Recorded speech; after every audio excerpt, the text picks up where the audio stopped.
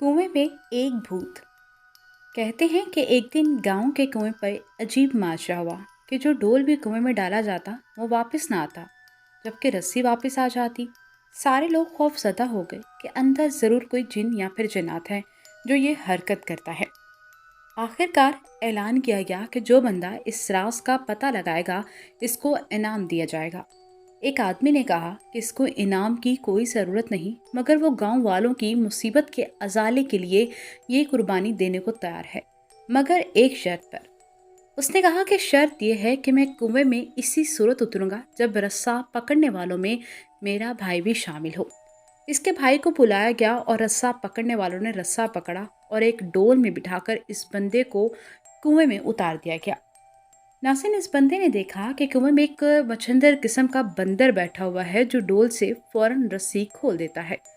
इस बंदे ने अपनी जेब को चेक किया तो इससे गुड़ मिल गया। इसने वो गुड़ इस बंदर को दिया, यूं बंदर इससे मानूस होगा। बंदे ने इस बंदर को कंधे पे बिठाया और नीचे से जोर जोर से रस्सा हिलाया।